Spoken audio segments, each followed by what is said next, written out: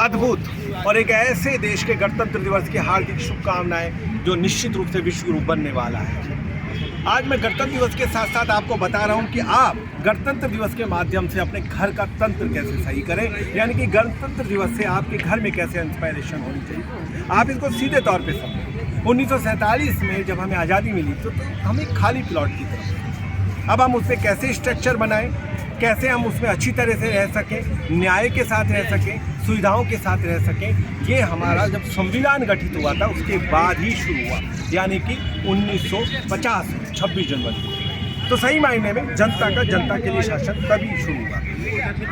अब आपको घर में क्या करना है, आपको अपने घर में अगर मुखिया है तो आपको अपने घर में उन लोगों की पहचान करनी है जिनके पास कोई ना कोई प्रतिभा है जो देश के काम आ सकती है, उसको पहचानने की शुरुआत करें। आप मुखिया हैं तो आपको अपना तंत्र सुधारना पड़ेगा। आपका सुबह उठने का समय क्या है, आप किस प्रकार से और अपने आप को मजबूत कर सकते हैं फिजिकली, मेंटली, ये तंत्र आपको साथ में रखना पड़ेगा। इससे आपका तंत्र सुधारना शुरू होगा। अपने पूरे समय की रूपरेखा बनाएं, अपने लक्ष्यों को तय करें, फिर परिवार के साथ बैठें और ये तय करें कि किस प्रकार से परिवार और अधिक मजबूत हो सकता है। उन सब की प्रतिभाओं को पहचानें, उनकी प्रतिभाएं काम आए, इस बात का खास ख्याल रखें।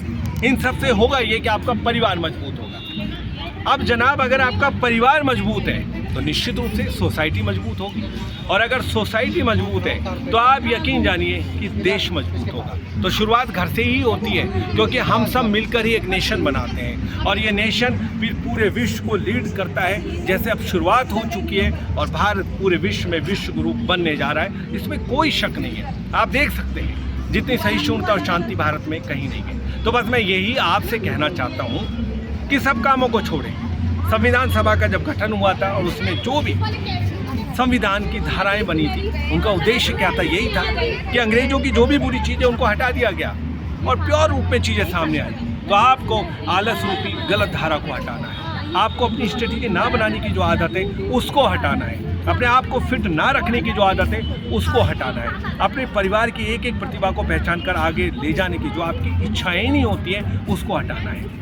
फिर क्या होगा, फिर आप देखेंगे कि कितनी मजबूती से हम उभर कर सामने आ रहे हैं। जब नागरिक मजबूत होगा तो राष्ट्र मजबूत होगा, और जब राष्ट्र मजबूत होगा तो निश्चित रूप से हम बहुत आगे बढ़ेंगे। हमारे सैनिक भी यही कहते हैं, जिसको आप देख रहे हैं कि पीछे जो अमर जवान ज्योति का प्रतीक है, वो भी यही कहते हैं कि हमें हर संघर्ष को पार करना है, चीज़ों को पीछे छोड़ना है और फिर बहुत आगे निकलना है। तो बस मेरे देश में यही करें, और आप देखें ऐसे ही हमारा भी तिरंगा फहरा है पूरे विश्व में, विश्व गुरु के रूप में अभी भी है। और इस तिरंगे के लिए, यानी कि नेशन को मजबूत करने के लिए पहले खुद मजबूत बने, अपने आप को मजबूत बनाएं, परिवार को मजबूत बनाएं। फिर कहना चाहूँगा, परिवार मजबूत, सोसाइटी मजबूत और फिर साथ ही साथ नेशन मजबूत। आप सभी को पुनः शुभकामनाएं।